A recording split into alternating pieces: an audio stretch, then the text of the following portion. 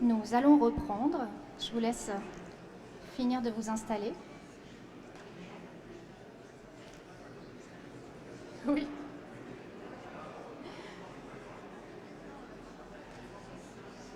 Je vois qu'il y a encore des personnes qui reviennent dans l'hémicycle. Vous avez plein de choses à dire, c'est super.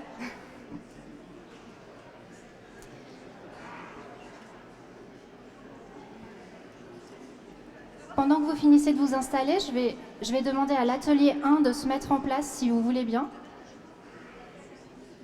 Pour la restitution de l'atelier 1, je vais vous demander de vous mettre en place. Je crois que c'est Marie-Agnès qui vient restituer l'exercice. C'était très difficile, c'était un atelier avec beaucoup de participants qui avaient beaucoup de choses à dire et je sais que ça a été compliqué.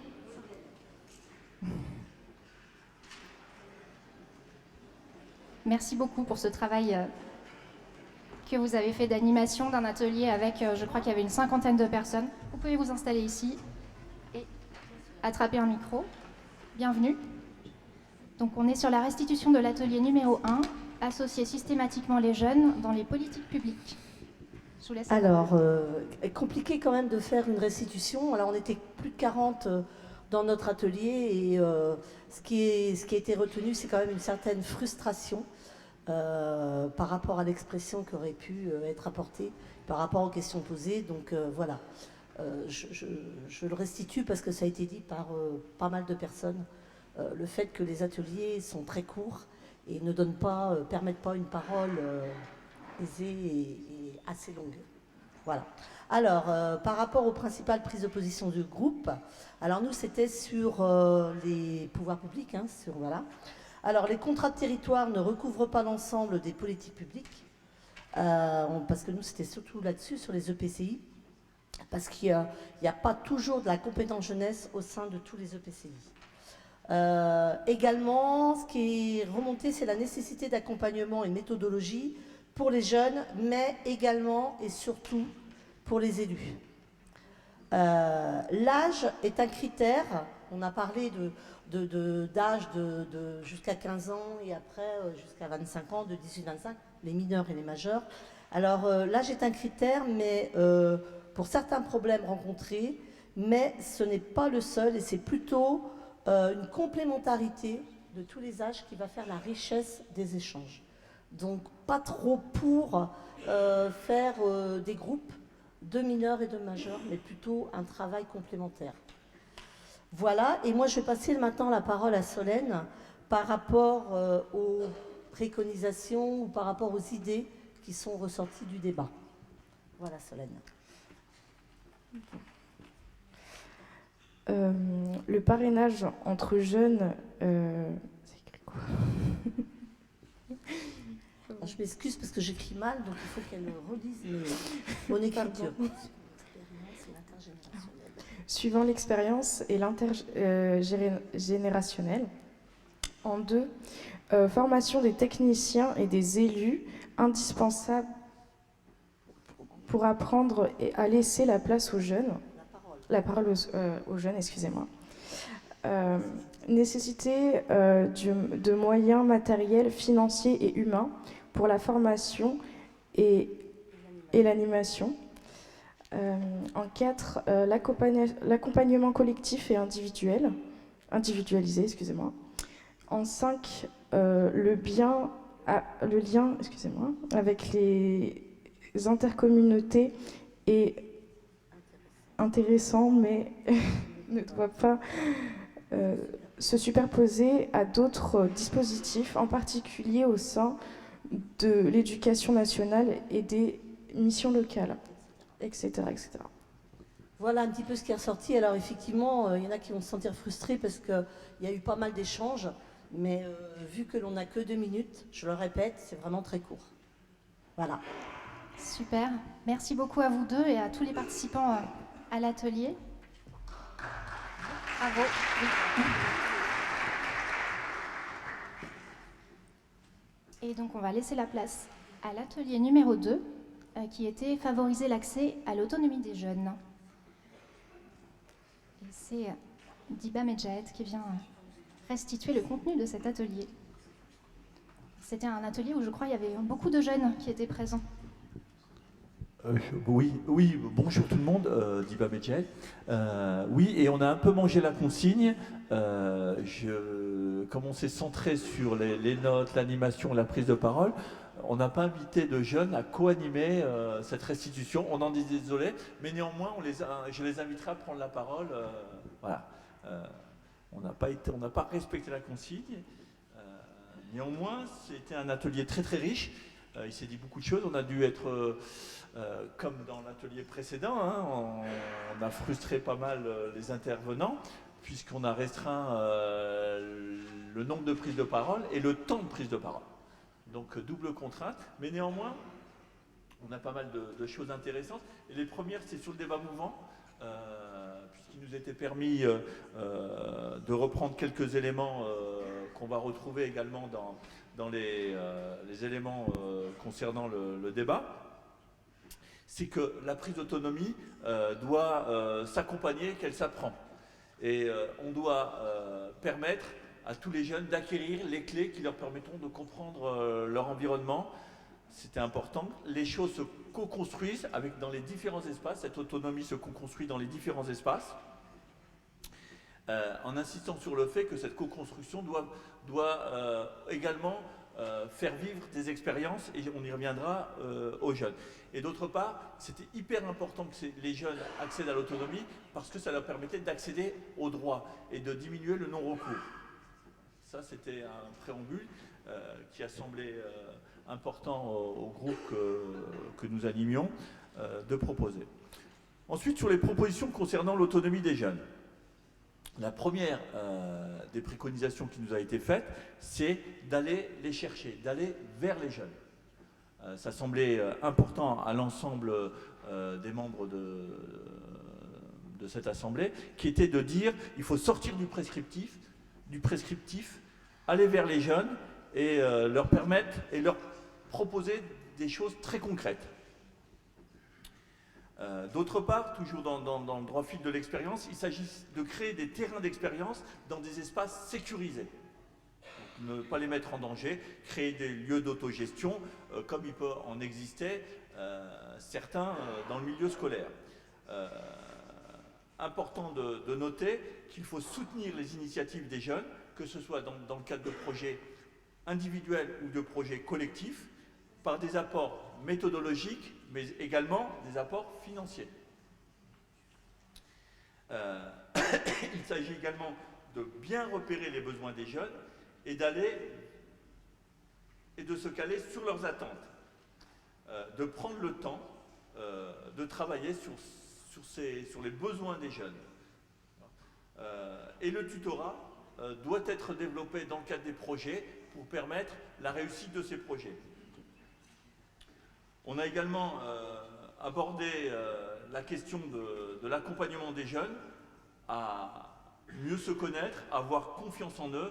Et donc il faut prendre le temps, et ça rejoint un peu le premier élément, de prendre le temps de construire avec eux cette meilleure connaissance de soi et cette prise de confiance qui leur permettront de construire des projets et de devenir autonomes. Important également, il s'agit toujours de partir de la personne, pas des dispositifs. Il y a plein de dispositifs qui existent au quotidien, qui sont proposés par les différentes institutions, et peut-être réinterroger ces dispositifs à l'aune du besoin des personnes, les personnes étant les jeunes. Les leviers, l'acquisition des droits devrait être automatique, c'est-à-dire qu'il s'agirait de trouver des systèmes qui permettent de faire accéder automatiquement les jeunes aux droits, par exemple les cartes culture, etc., et que ceci soit plus à faire dans la demande pour éviter les non-recours. En termes de levier, l'autonomie est aussi une question financière, ça rejoint un peu la première, donc il faudrait peut-être imaginer des dispositifs qui viennent accompagner financièrement cette autonomie des jeunes. Enfin, sur les points de vigilance, il s'agirait de ne pas oublier une partie de la jeunesse, ne pas se focaliser, même si c'est une des compétences de la région, uniquement sur les jeunes scolarisés, mais sur l'ensemble des jeunesses. de faire attention à ne pas faire d'amalgame entre des jeunes qui ont une connaissance des codes sociaux en vigueur et des jeunes plutôt des CSP moins favorisés, qui néanmoins ont des compétences qu'il s'agirait de mettre en exergue. Enfin, un autre point de vigilance, ne pas tout faire reposer sur l'école, mais il y a des leviers et les associations d'éducation populaire, les associations sportives, etc. Sont aussi des leviers. Et on pourrait parler plutôt que de sport, de socio-sport, avec tout ce que peut apporter le sport, les différentes thématiques qui sont transversales à ces activités, l'inclusion, l'insertion, la santé, etc. Enfin, les deux derniers points, une vigilance entre le milieu, entre les jeunesses des milieux ruraux et les jeunesses des milieux urbains, qui n'ont pas forcément accès aux mêmes services et pas dans les mêmes temporalités. Et enfin, le dernier point, c'est qui reste une question, c'est comment faire pour favoriser la représentativité et l'expression des jeunes, même si moi ici, là, je n'ai pas su mobiliser les jeunes. Voilà pour l'essentiel. Merci beaucoup. Donc des propositions très concrètes et très nombreuses. C'était un atelier Je vous remercie. Il très faut remercier, je crois, les membres du groupe. Oui, et on peut peut-être effectivement, comme vous le suggériez, donner la parole à un ou deux jeunes participants qui étaient dans l'atelier, éventuellement si vous le souhaitez. C'est pas un exercice facile, donc c'est seulement si vous le souhaitez. Mais oui, Majdouline, qui était sur la vidéo qu'on a vue tous ensemble tout à l'heure. Bonjour à tous. Moi, j'étais à l'atelier qui vient de vous présenter le monsieur dont j'ai oublié le prénom, désolée. Mais je suis venue à la fin, mais en tout cas, il y a quelque chose qui, moi, m'a marqué.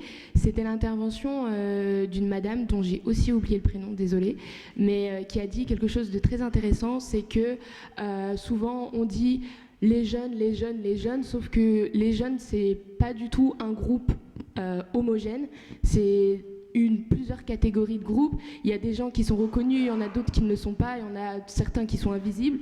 Et c'est à retenir que chaque jeune a son histoire et chaque jeune a son besoin spécifique et le jeune n'existe pas. Voilà. Merci.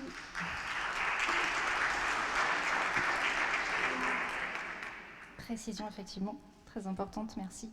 On passe à l'atelier suivant. C'était l'atelier 3. Renforcer les moyens d'accès à l'orientation choisie. Et je crois que c'est Elisabeth Costagliola qui vient restituer.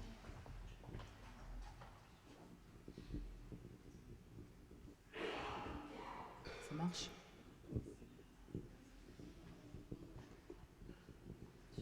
Ça marche ou pas? Oui, alors nous aussi, notre atelier était un très mauvais élève parce qu'on s'est embarqué dans des discussions pas possibles et on n'a pas pris un responsable jeune et pourtant on était ravis d'en avoir beaucoup, on les a laissés s'exprimer et donc ils pourront prendre la parole après bien entendu. Donc dans notre atelier, on avait choisi renforcer les moyens d'accès à l'orientation choisie. On avait pris un angle, mettre en place un dispositif de césure pour mener un projet personnel en s'inspirant des dispositifs des pays du Nord. Alors, on a bien entendu présenté la thématique, on avait un groupe de personnes de divers horizons, mais surtout on avait beaucoup de jeunes.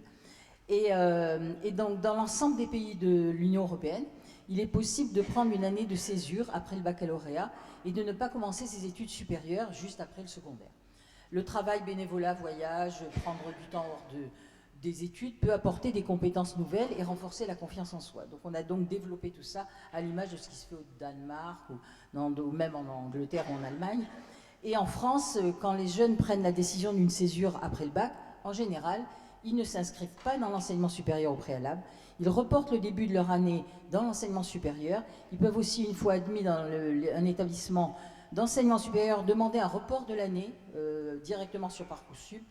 Mais en césure, on n'est pas considéré comme un étudiant et on ne perçoit pas d'aide spécifique. Donc pour nos questions qui nous interpellaient, c'était l'année césure, ça sert surtout. Alors il y avait disons, on avait 3 questions et à chacune on avait oui ou non, mais par contre on pouvait avoir les 2 oui ou les 2 non. Voilà, tout était possible. Alors dans l'année de césure, ça sert surtout à faire une pause dans les études pour réfléchir à ce que l'on veut vraiment dans la vie, tester des choses, prendre le temps de vivre, ou alors saisir l'opportunité d'une expérience originale à l'étranger, par exemple, pour booster un CV. La deuxième question, c'était l'année de césure, c'est accessible à tous, il suffit de se renseigner et de s'organiser, ou alors seulement à ceux qui en ont les moyens financiers de le faire. Pour les autres, c'est tellement compliqué que c'en est inaccessible. La troisième question, le meilleur moment pour faire une année de césure selon vous, c'est après le bac, juste avant les études supérieures, pour affiner un projet, ou après la première année d'études, on a déjà une expérience et ça permet de mieux engager son projet. En plus, le retour dans les études est facilité après, si on a déjà un pied dans les études supérieures. Donc les débats étaient assez animés et c'est pour ça qu'on a été un peu débordés, mais je pense que on était un peu limité, bien entendu. Donc on a donc on en a retiré pas mal de questions. D'abord, faire de cette césure une identité motrice afin de définir des valeurs vers qui on est, vers qui l'on veut aller, vers quoi on veut aller. Faire un travail sur soi, accompagner les jeunes avant le bac encore plus que ce qui se fait actuellement, utiliser un peu plus le service volontaire européen, développer une complémentarité publique-privée pour être au cœur des besoins, expression des jeunes présents, certains favorables à la... Alors on leur a posé cette question et on a essayé de voir qu'est-ce qu'ils avaient eu comme parcours. Et ils n'étaient pas... Un d'eux était très favorable à la césure parce que ça lui avait été extrêmement bénéfique. Les autres étaient un peu moins...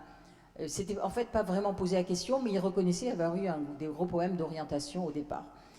Donc il en est ressorti qu'il faut s'autoriser à partir, mais que ça s'apprend, et assez jeune d'ailleurs, et ne pas penser que césure égale année sabbatique, comme certains le pensent. Et enfin, partir à l'étranger, oui, mais pourquoi pas aussi en France. Et en ce qui concerne la région, et on a eu quand même quelques points de vigilance, le site Choisir mon métier, et tout le monde a salué ce site, qui est un site à découvrir, mais par contre, on aimerait bien qu'on rajoute une rubrique concernant la césure, avec des dispositifs qui intéresseraient les jeunes.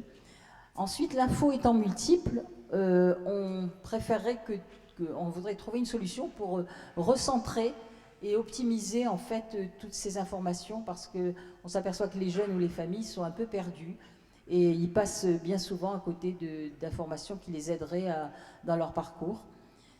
On a déterminé aussi imaginer un accompagnement des jeunes avec un conseil en évolution, un peu à l'instar de ce qui se fait pour les adultes qui travaillent, qui ont disons qu'il y a un accompagnement professionnel dédié, et on pourrait imaginer qu'il y ait quelque chose comme ça pour le jeune. Augmenter bien entendu le financement pour aider cette césure, là on s'adresse directement à la région.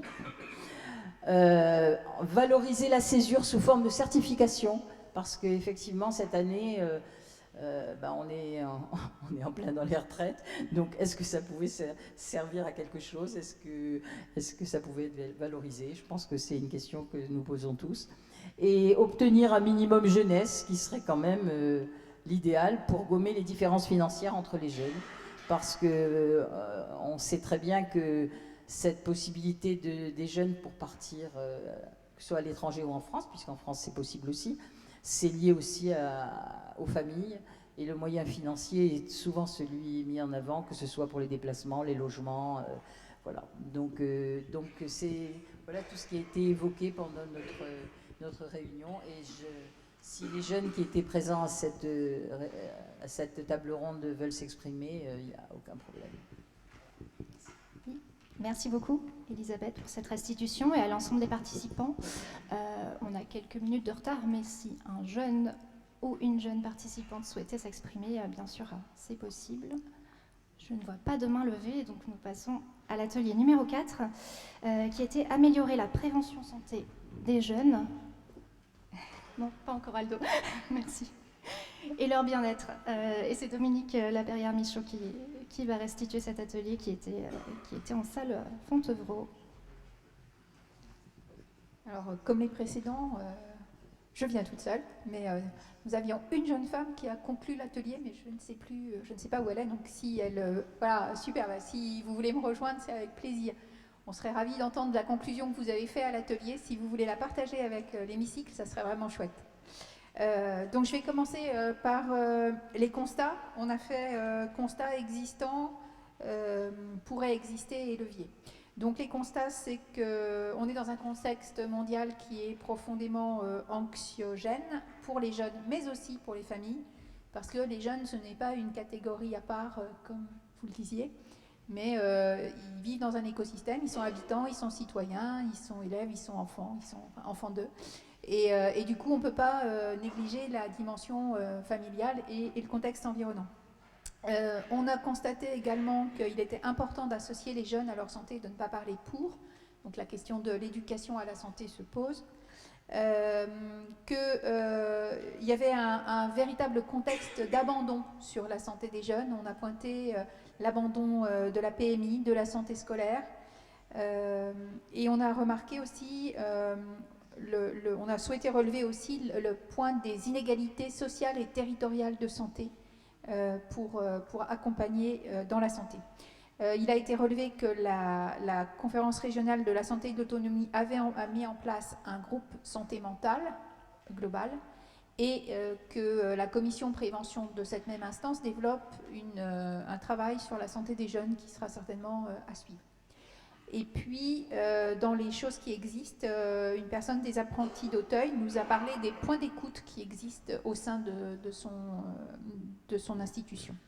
Et donc, on a trouvé que c'était une dimension intéressante.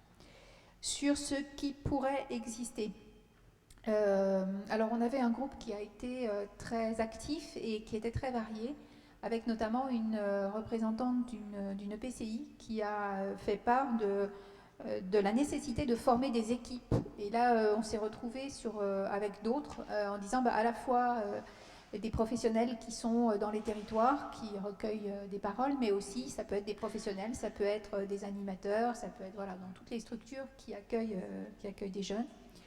La nécessité aussi de désacraliser le regard sur les psychologues, qui semble encore être très marqué, et si on va voir un psy, c'est qu'on est fou. Et puis la question du sport aussi qui a été relevée puisque la capacité physique des jeunes a largement baissé dans les 40 dernières années, nous a dit un intervenant qui venait du cross.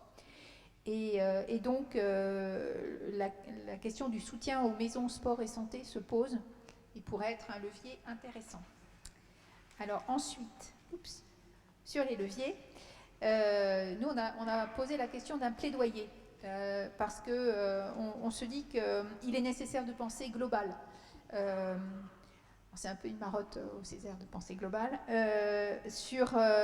penser à la fois sur la famille, penser sur l'intergénérationnel, donc c'est ce que je disais en préalable avec cette question de jeunes dans un contexte, de penser déterminants sociaux de la santé. Ça représente, nous disait le docteur Sean qui représente la CRSA, 80%, et M. Coiplel l'avait dit aussi dans cette enceinte, 80% de la santé, c'est les déterminants sociaux de santé contre 20% sur le soin. Et les déterminants sociaux de la santé, c'est le logement, c'est à la fois notre capital personnel, mais aussi comment on mange, comment on fait du sport, comment on se déplace, etc. Et ça rejoint, ces déterminants sociaux de santé, ça rejoint à la fois le maillage du territoire, mais aussi la question des contractualisations. Les EPCI ont des obligations contractuelles sur les plans air, climat, énergie, elles peuvent aller aussi sur les plans locaux d'alimentation, sur les schémas de mobilité, etc. Donc on rejoint cette question des contractualisations. Il nous a été aussi parlé de l'articulation entre le contrat local de santé de l'ARS et la convention territoriale globale de la CAF. Donc les EPCI seraient à soutenir sur ces démarches et sont un levier important.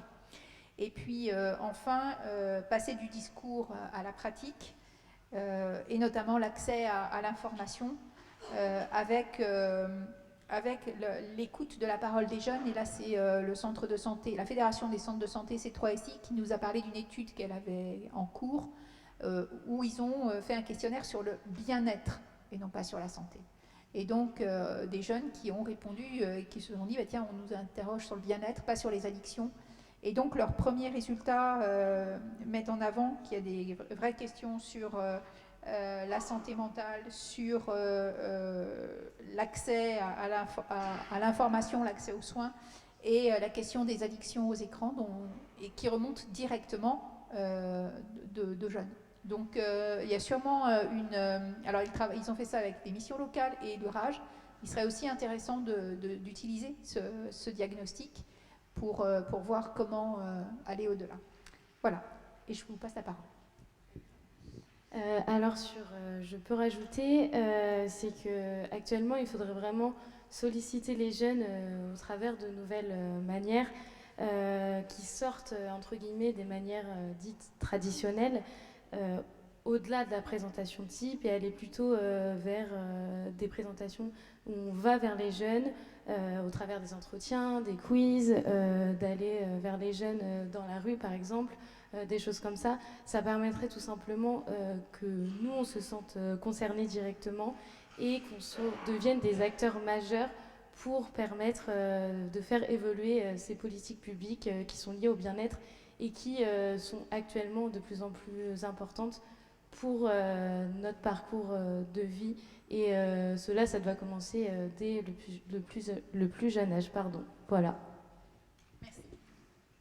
Merci beaucoup à vous deux et à tous les participants.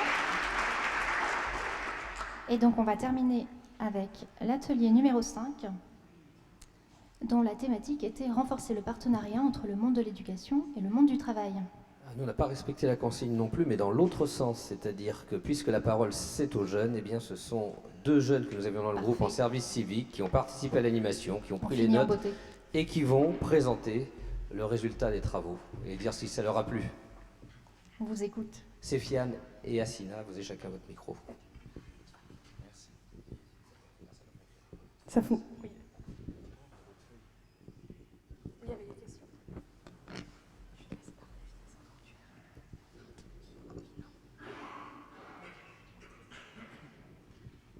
Alors, tout d'abord, moi, c'est Séfiane. J'ai 17 ans. Je suis actuellement en service civique depuis le 1er décembre 2022. Et donc, je suis plus ou moins concerné par cette question du renforcer le partenariat entre le monde de l'éducation et le monde du travail. Bonjour, moi je m'appelle Assina, j'ai 19 ans et je fais un service civique, je suis la collègue de Séfiane. On fait un service civique dans la Sarthe. À l'UCEP. Et donc, on a eu des réponses par rapport à ces questions-là, qui sont... En fait, premièrement, sur le fait de renforcer le partenariat entre le monde de l'éducation et le monde du travail, sur à peu près les 20 personnes qui avaient lors de cet échange, plus de 50% ont déjà fait à peu près 2 stages, que ce soit le tuteur ou la stagiaire, ou les stagiaires.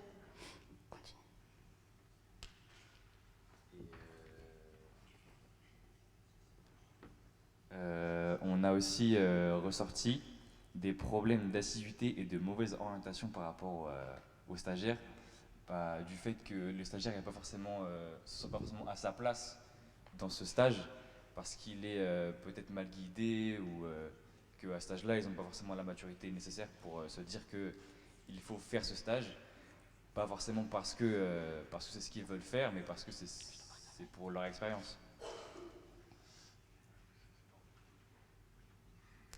Et normalement, à travers ces stages, la finalité, la conclusion en fait, de ces stages-là, les stagiaires doivent se sentir intégrés dans cette entreprise, dans le domaine qu'ils font, même s'il y a certaines contraintes dans le sens où peut-être qu'ils n'aimeront pas le stage qu'ils font ou qu'ils aimeraient, ça dépend. Et le problème, c'est que beaucoup de personnes qui font un stage dans une entreprise ne se sentent pas forcément intégrées. Les tuteurs ne se sentent pas forcément bien formés pour enseigner à un stagiaire le domaine de son travail. Donc ça, c'est des points relativement importants qu'il faut fortement y réfléchir et à mettre en avant.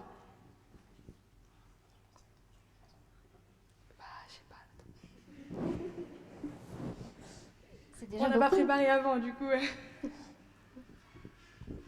En tout cas, c'est un sujet qui a appelé beaucoup de débats, j'ai l'impression, Bah ouais, dans totalement. votre groupe. Puis ouais, comme nous on est visés, donc c'est hyper intéressant. Et c'est enrichissant pour nous aussi d'avoir l'avis de différents statuts en fait. Et pour ajouter, c'est qu'on a des points de vue différents. C'est à la fin, quand on parlait, quand on a eu un échange, je me rendais compte que beaucoup ont fait des stages. Moi, j'en ai pas fait, parce que dans mes études, on me proposait pas de faire des stages. Ce qui fait que j'étais un peu contrainte, parce que en fait, je m'imaginais à faire un domaine que j'allais sûrement aimer, mais que j'ai pas pratiqué. Et d'autres ont pratiqué, et en fait, je me suis rendu compte que j'aurais aimé en fait faire des stages. Et peut-être que en fait, c'est grâce à mon service civique qu'il me propose, j'ai un suivi derrière, et on me propose, s'il y a un domaine qui t'intéresse autre que celui où tu fais ta mission, tu peux aller faire un stage. Et en fait, c'est que ce service civique qui m'a permis d'ouvrir certaines portes sur ces stages-là.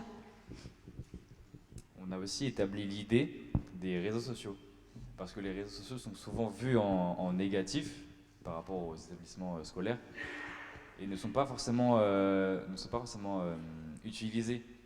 Parce qu'il y a beaucoup de points positifs par rapport à ça, justement pour se trouver des stages et pour se créer un réseau.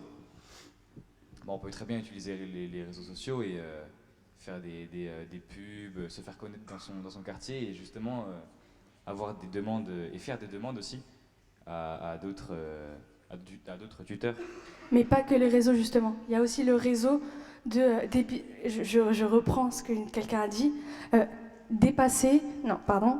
aussi, en fait, casser en fait les limites de l'entre-soi. C'est d'aller plus loin, de faire des connaissances, que ce soit sur le réseau ou en réalité, en fait, c'est dépasser une certaine limite, être plus sociable, avoir plus d'opportunités, que ce soit sur les réseaux ou dans le monde du travail, ou je sais pas, des connaissances qu'on peut faire, par exemple comme aujourd'hui, je sais pas, c'est des petits exemples qui fait qu'on peut avoir un tel, et ça va nous enrichir et peut-être nous faire des connaissances. Donc vraiment casser ces barrières de ok, peut-être j'ai pas cette opportunité. Non, les opportunités, elles se proposent tout le temps, donc vraiment aller gratter par-ci, par-là.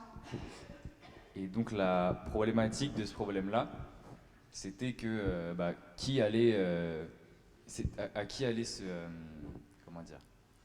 cette tâche-là, à qui elle était réservée, qui allait apprendre ça et montrer ça aux jeunes, pardon. Et donc on s'est dit, peut-être nous, les services civiques, vu qu'on est jeunes, apprendre aux jeunes, c'est notre place, on est, je pense, les mieux placés pour. Je ne doute pas de votre jeunesse à tous, mais je pense qu'on est les mieux placés justement pour essayer d'apporter notre savoir par rapport à tout ça et donc aider les jeunes à se sociabiliser en général. Super, merci. Ouais, c'est tout pour nous. Merci beaucoup, merci à tous les deux.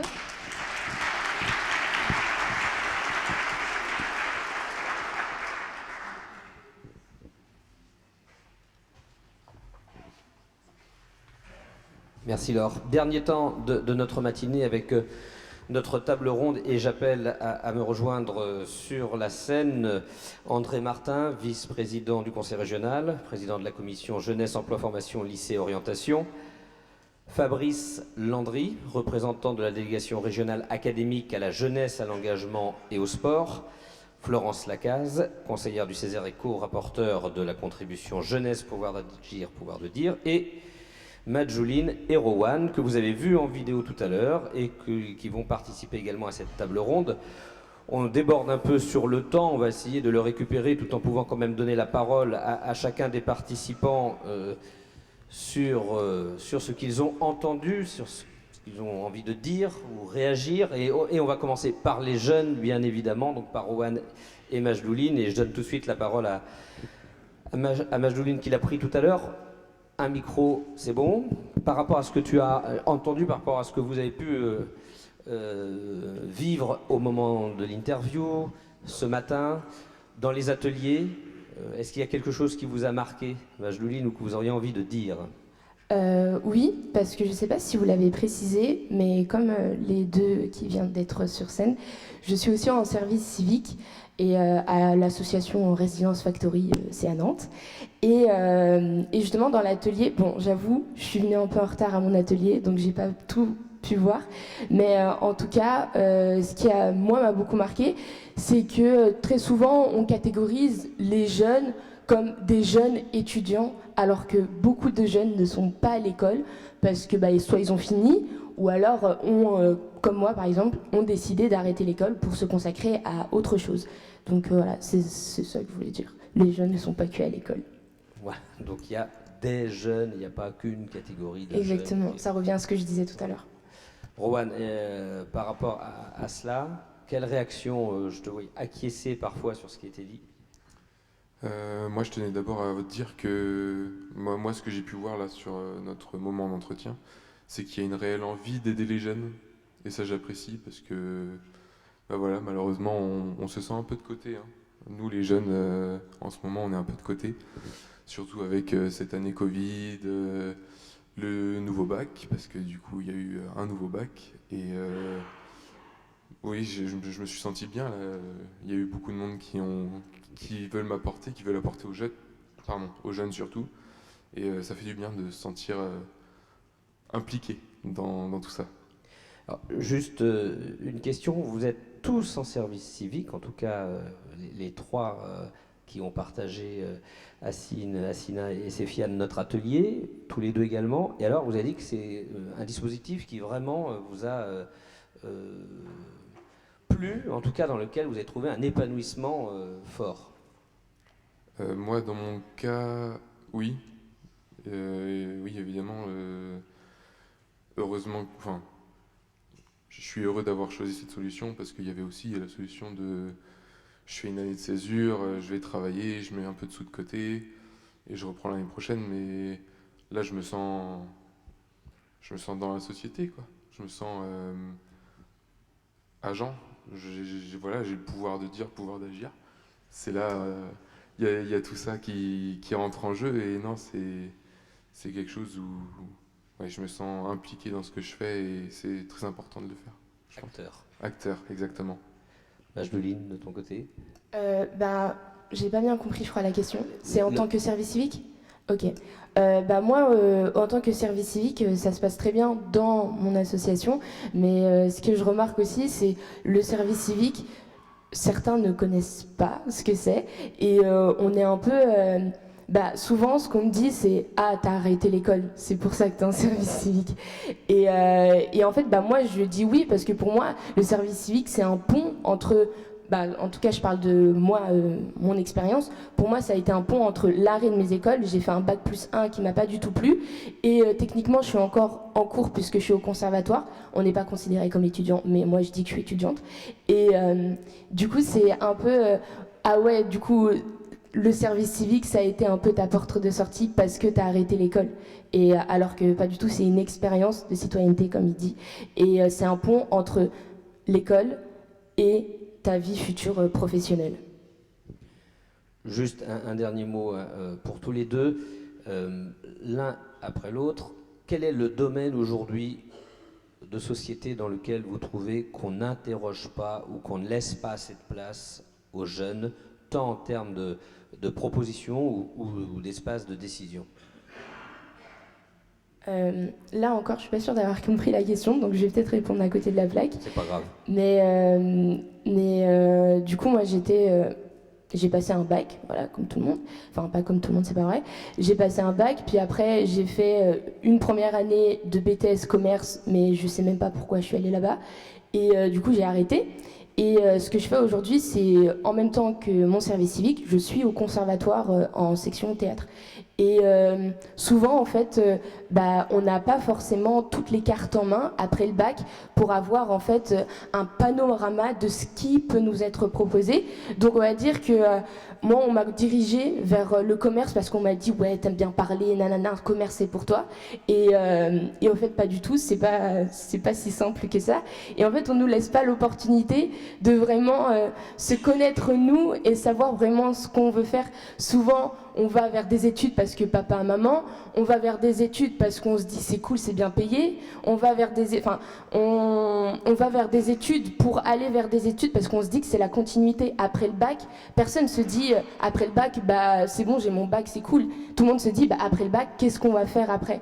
Et c'est le qu'est-ce qu'on va faire après qui n'est pas forcément bien traité pour qu'on puisse faire vraiment un choix personnel et pas un choix qui correspond à un groupe social ou quoi que ce soit. C'est une très bonne réponse.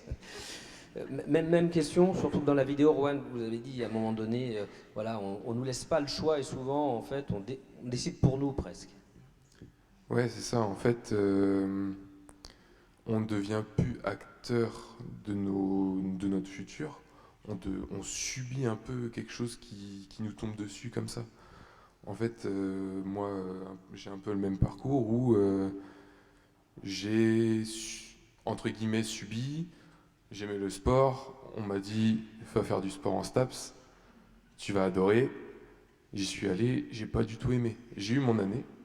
J'ai arrêté tout de suite parce que c'est pas du tout. En fait, j'ai pas du tout aimé tout ce qui était institutionnel. Donc, être derrière un bureau. Écrire quelque chose que quelqu'un dit, etc. Moi, j'ai besoin de mes propres expériences. Et je pense que c'est ce qui forge justement les jeunes, c'est de leur donner le pouvoir d'avoir de l'expérience avant de devoir choisir, de rentrer dans ce mode de je dois choisir ce que je dois faire plus tard, c'est important. Il faut leur donner les clés de comprendre comment choisir et pourquoi choisir.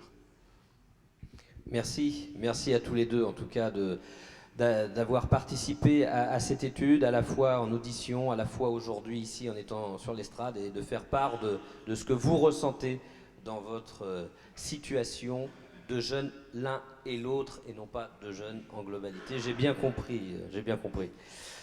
Je vais laisser la parole maintenant à Fabrice Landry. Donc vous êtes représentant de la délégation régionale académique à la jeunesse, à l'engagement et au sport. Vous avez été auditionné à l'occasion de cette étude.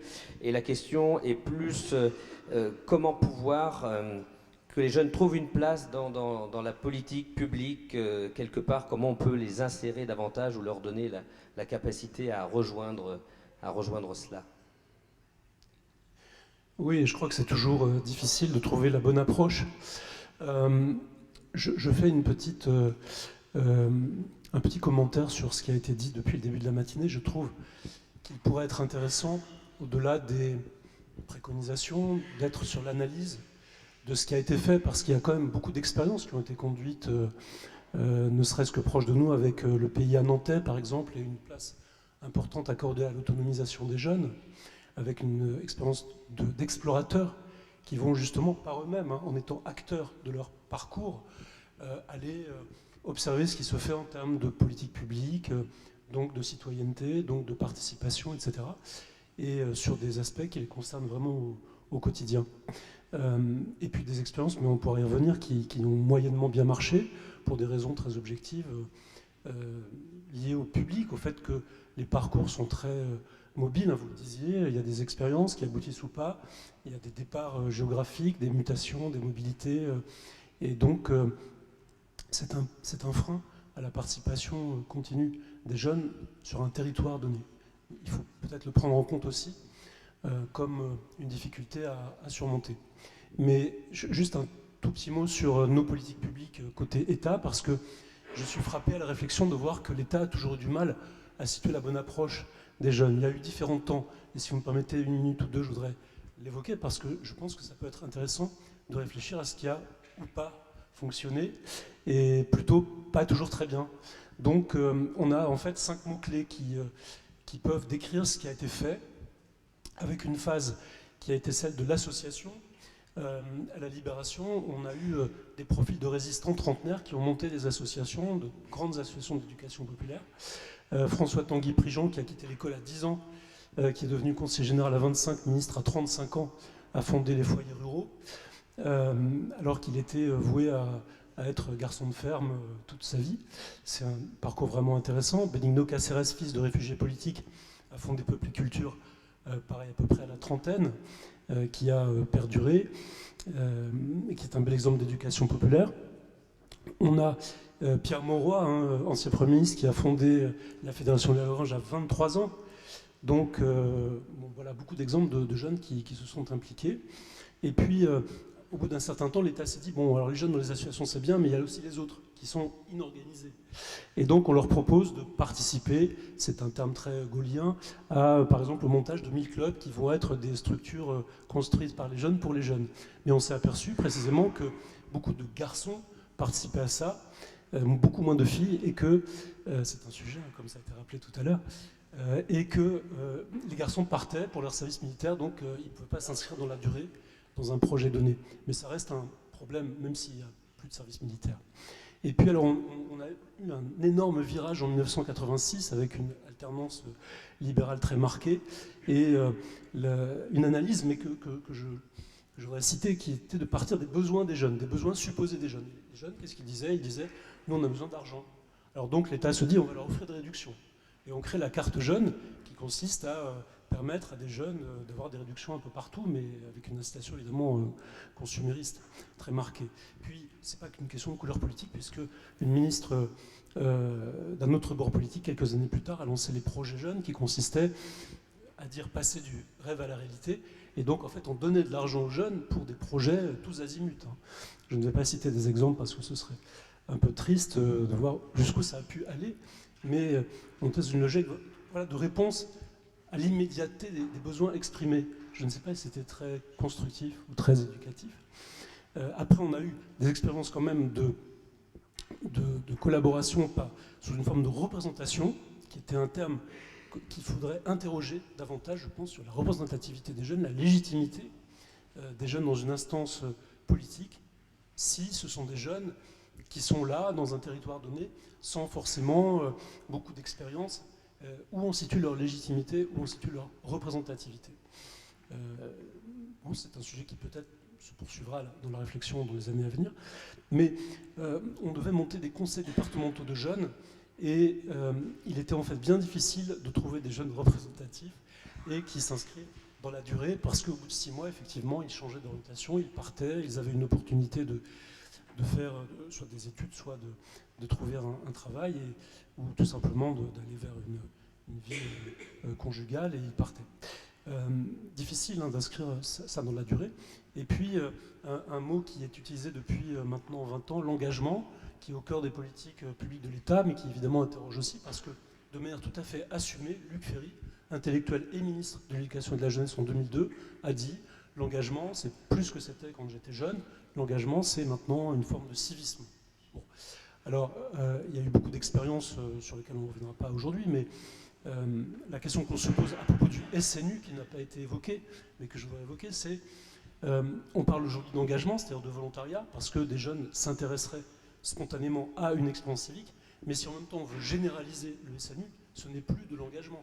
Ça devient une contrainte, peut-être pour la bonne cause, de la citoyenneté des jeunes, mais ce n'est plus de l'engagement. Donc vous voyez qu'on est vite dans des contradictions. Voilà, je voulais livrer ces différentes phases à la réflexion, parce qu'en fait, à travers ces 5 mots-clés, ces 5 phases, à la fois historiques et politiques, l'État a finalement un peu peiné à trouver une approche globale des jeunes.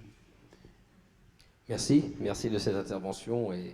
Et alors, puisque l'État a peut-être peiné, peut-être que la région Pays de la Loire va trouver les solutions adéquates. André Martin, par rapport à ce que vous avez entendu ce matin, par rapport à la politique régionale actuellement mise en place et défendue par la présidente, ou par rapport aux projets qui sont en cours en 2023, en quoi ça fait écho ce que vous avez pu entendre?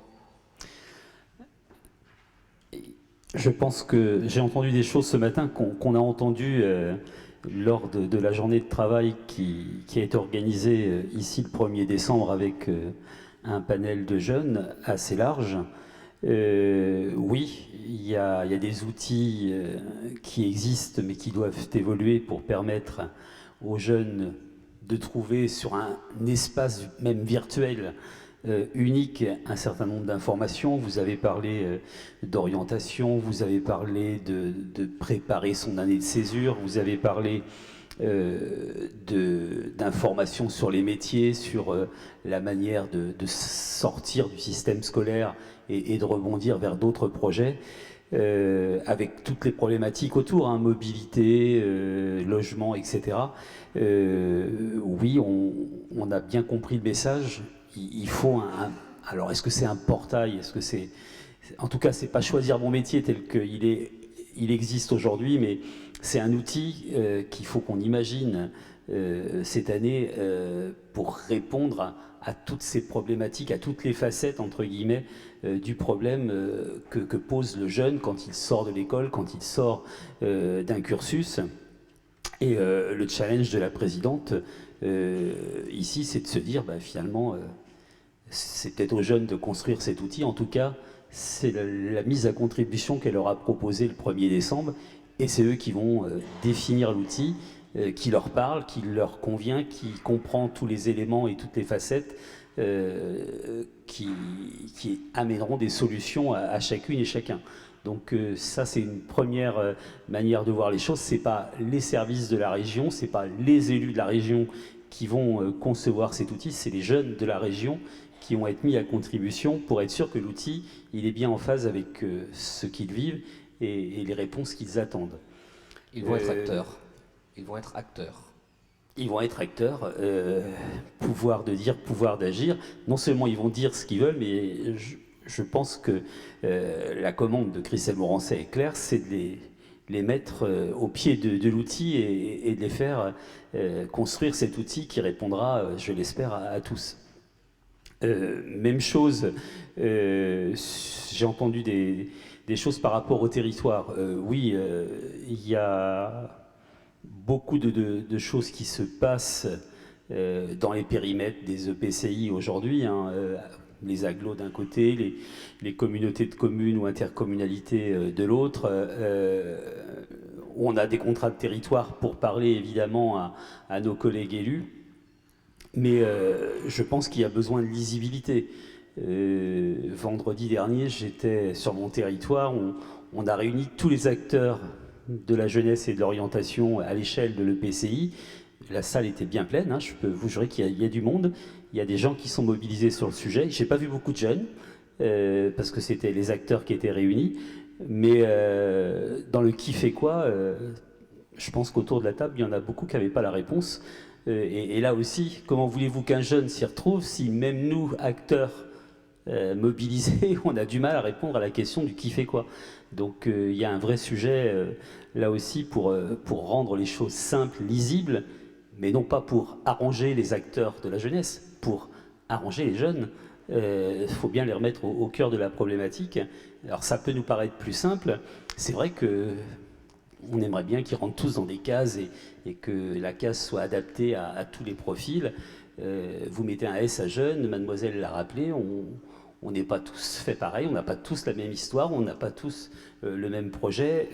Ce serait tellement simple que tous ces jeunes se ressemblent, donc ça suppose là aussi de ne pas penser, de ne pas avoir du prêt à penser ou du prêt à agir qui simplifierait le travail des acteurs de la jeunesse, mais de laisser peut-être le jeune remplir une feuille blanche avec ses aspirations, ce qu'il est, ce qu'il a fait et comment il se projette, quoi. Concernant le rapprochement de l'éducation nationale et du monde du travail, vous avez parlé beaucoup de ces stages, de ces orientations vers l'entreprise. Ça, c'est un pari qu'on doit pouvoir réussir, c'est de multiplier ses contacts. Moi j'ai un stagiaire avec moi la semaine prochaine, j'en ai un autre au mois de mars. On voit bien que des jeunes en première, terminale, cherchent à venir voir ce qu'est la réalité d'un métier, que ce soit un collaborateur d'élu, que ce soit dans nos entreprises industrielles, artisanales ou commerciales, ou agricoles même. Ça, c'est quand même quelque chose dont j'ai l'impression que c'est compliqué, alors que finalement, il suffit de passer par une simple convention de stage. Moi, j'ai un jeune qui vient me voir tout à l'heure à 16h. Sans que je lui demande, il m'a dit « je viendrai avec une convention, je vous la présenterai ». Je pense que ça reste possible. Et Dieu sait que, j'espère, je ne souhaite pas à ce jeune qui vient me voir de se tromper, mais j'espère qu'il va se tromper, j'espère qu'il ne va pas frapper à la bonne porte dès le premier coup. Et alors, il est où le problème ? j'espère qu'il va ouvrir plusieurs portes avant de trouver la bonne. Alors pour nous adultes, pour nous parents, c'est peut-être hyper stressant, mais c'est certainement plus formateur que stressant pour notre jeune en question. Donc oui, l'orientation, c'est peut-être aussi un droit à l'erreur. Je ne sais pas si vous parlez de droit d'ailleurs, mais on s'est tous trompés quand on a choisi un emploi, on s'est tous trompés quand on a choisi une option quand on était au lycée, et alors on est encore là, quoi. Et pourquoi les jeunes n'auraient pas besoin de faire cette même expérience? Donc laissons-les se faire justement cette propre expérience avec les erreurs qui leur permettront de se construire. C'est peut-être pas un drame que de se tromper, tout simplement. C'est ce qu'on a eu aussi comme témoignage depuis tout à l'heure avec des jeunes qui sont extrêmement épanouis aujourd'hui de faire ce qu'ils font, et effectivement, c'est tant mieux. Et avec la phrase que j'ai beaucoup entendue le 1er décembre ici, c'est « fichez-nous la paix avec Parcoursup », quoi. Si on n'a pas envie de choisir, laissez-nous une année. Il y en a quelques-uns qui ont témoigné en nous disant « oui, on est parti, je suis allé travailler dans tel ou tel secteur, finalement j'ai découvert que j'avais pas envie de ça, mais que je pouvais peut-être être intéressé par ça, quoi ». Et c'est vrai que c'est un peu paniquant peut-être pour les parents, pour le système scolaire. Peut-être que les classes de BTS vont pas se remplir, oui. Peut-être que les filières post-bac vont pas être pleines. Peut-être qu'il y aura des postes d'enseignants qui seront pas maintenus parce qu'il y aura pas assez d'effectifs. Oui, mais c'est quand même pas aux jeunes d'assurer entre guillemets tout ça, quoi. S'il a besoin de partir une année pour aller expérimenter d'autres secteurs, des secteurs d'activité, des activités, des métiers, laissons-le faire, encore une fois. Même si nous, dans nos schémas d'adultes, on avait prévu autre chose, quoi. Bon, donc une feuille de route de la région bien remplie pour 2023 au service des jeunes. Si elle n'est pas bien remplie, je pense que les jeunes ont encore quelques idées pour la remplir et la compléter. Je leur fais confiance pour ça. Merci André Martin. Je passe la parole à Florence Lacasque, co-rapporteur de l'étude. Florence, avec tout ce qui s'est dit ce matin, tout ce que tu as entendu, qu'est-ce que tu aurais envie de dire ? Rapidement, parce que je sais que vous devez avoir faim et que on aura de quoi grignoter dans le hall. Rappeler d'abord le plaisir de voir l'intérêt que suscitent nos travaux et qu'on avait déjà senti, alors on l'a dit, dans l'espèce de marathon que nous avions vécu dans les 4 mois pour la rédaction, les contributions de ces travaux, et la richesse des champs d'expérience dans la salle montre bien que l'ensemble des acteurs ligériens et ligériennes sont partants pour se mobiliser encore et toujours sur ces sujets. Et donc, voilà, moi, je m'en réjouis fortement. Ensuite, pouvoir de dire, pouvoir d'agir des jeunes, tel que nous avons nommé le rapport. Moi, j'ai entendu changer de regard, élément important, sur les jeunesses, dans la place qu'on leur donne, la place qu'on leur laisse, et la place que, surtout, ils et elles veulent prendre. La question de l'implication des jeunes, leur volonté d'être acteurs et actrices, et donner le temps de l'expérience, le temps de l'accompagnement. Cette question du temps, elle a été nommée à plusieurs reprises. Pouvoir faire des choix, pouvoir revenir en arrière, et puis avoir des supports, des appuis pour le faire. En contradiction avec la question de l'immédiateté, parfois, qui est attendue des politiques publiques et qui peut être effectivement un écart important dans ce temps de la vie et de l'expérience. J'ai entendu aussi ce matin ne pas faire rentrer les jeunes chausse-pieds dans des dispositifs.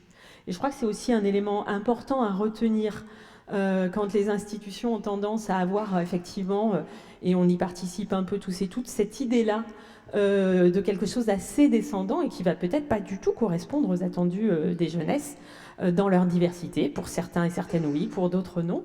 Et donc donner cette chance à la diversité.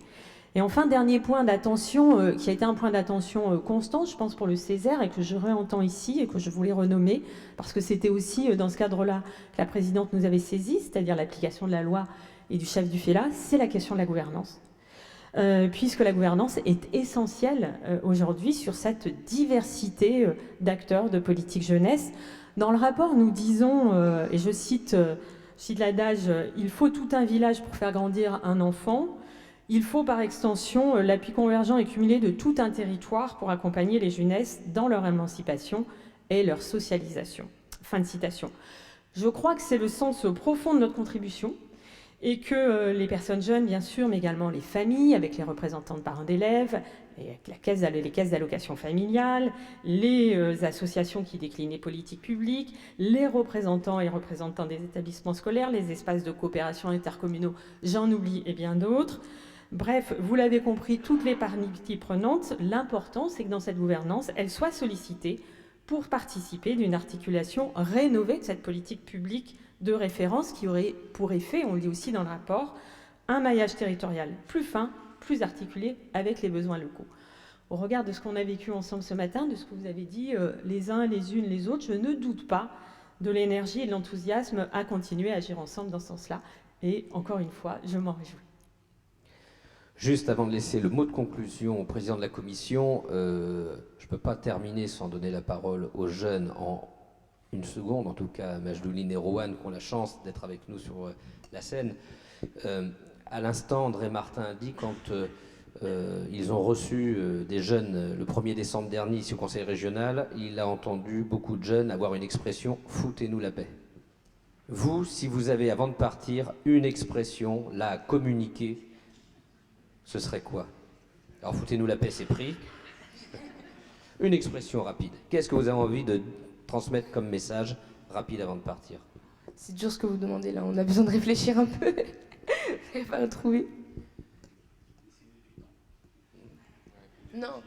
La jeunesse avec un S, non, là, c'est très nul. Les jeunes, ouais. Laissez-nous le temps de nous engager. Merci. Merci à vous. Jacques Vendron, président de la commission 6, juste rejoindre le pupitre pour un dernier mot sur cette matinée. Je vais faire vite, puis je vois qu'on a perdu des participants et je suppose que vous avez faim. Donc on arrive au terme de cette matinée de travail réussie et qui, je l'espère, a répondu à vos attentes. Matinée réussie de par le nombre de participants. Nous étions 170 au démarrage de ce colloque. De part aussi la qualité des échanges en atelier, mais également dans cet hémicycle, malgré le timing très serré. On a largement débordé par rapport à ce qui était prévu en timing. Je vais commencer par la partie remerciements. Remercier tout d'abord les différents intervenants et vous remercier en tant que participants et notamment les jeunes pour l'intérêt que vous portez à nos travaux. Vous avez tous fait de cette matinée un temps riche de partage de connaissances et de réflexions qui vont contribuer à alimenter nos futurs travaux. Alors je remercie également Aldo pour l'animation de cette matinée, surtout qu'il était prévenu que hier soir. Il joue le remplaçant ce matin. Laure, chargée d'études de notre commission pour l'énorme travail de préparation réalisé, ainsi que Maria, Isabelle, Sylvie, François-Xavier pour leur soutien dans l'organisation matérielle de cette matinée. Les jeunesses ont été fortement impactées par la crise sanitaire qui a ravivé les questionnements autour du bien-être, que ce soit en éducation, dans l'emploi ou tout simplement dans l'accès aux besoins les plus élémentaires, se nourrir, se loger, avec le constat que de nombreux adolescents et jeunes ont souffert de la situation et en souffrent encore pour certains, comme nous l'a précisé l'atelier 4, avec un sentiment d'abandon sur leur santé. Pour autant, au-delà du révélateur qu'a été cette crise, et sans nier les problématiques rencontrées, leur dynamisme, leur envie de se prendre en main et de construire un avenir qui leur correspond sont toujours présents. Nous l'avons vu aussi ce matin dans les vidéos et également dans les prises de parole des jeunes dans les différents temps de travail. Nous avons fait le constat qu'une majorité des jeunesses se dit heureuse et passionnée. Le fait de se déclarer heureux ne les empêche pas d'être souvent critiques et insatisfaits de certaines évolutions de la société. Néanmoins, ils manifestent une volonté d'engagement, et c'était le mot de Romain pour terminer, incontestable et souvent différente des générations plus anciennes, mais ils ne refusent pas de s'engager avec les générations plus anciennes. Le potentiel d'engagement et d'envie des jeunes reste intact. Les jeunes sont en effet très souvent engagés et refusent d'être mis dans des cases. La plupart d'entre eux veulent faire bouger les lignes et participer à la construction de la société de demain où le bien-être citoyen deviendrait une priorité. Ils ont besoin d'espérance, d'optimisme, d'un regard bienveillant et de confiance. Pour faire vivre les 6 priorités que nous avons identifiées, qui vous ont été présentées ce matin, complétée par les propositions faites en atelier autour notamment de l'accompagnement, de l'expérimentation, du soutien financier, de l'information. Nous sommes convaincus, et on l'a dit beaucoup de fois dans la matinée, que la région a un rôle majeur à jouer, soit directement, soit avec d'autres collectivités, soit avec d'autres acteurs, mais en priorité avec les jeunes, pour adapter les politiques publiques aux aspirations des jeunesses. Jeunesse qui constitue incontestablement et sans édulcorer les difficultés rencontrées, une source de dynamisme, d'engagement, de vitalité essentielle à la vie en société et à l'identité des Pays de la Loire. Quand les jeunes nous parlent de leur aspiration, c'est au bonheur que beaucoup font référence, un bonheur où la famille et les amis sont au premier rang, un bonheur non pas personnel mais à construire ensemble. Redéfinir des orientations de politique jeunesse, c'est aussi entendre cette aspiration et y répondre. Pour terminer, je vous signale que nous sommes disponibles pour aller présenter notre contribution dans vos associations, organisations, institutions, si vous nous en faites la demande. Et je vous propose également que nous vous transmettions une restitution des travaux de ce matin. Et maintenant, je vous invite à passer au cocktail déjeunatoire. Encore merci pour votre participation active. Bon appétit et bon retour. Voilà, c'est tout dit.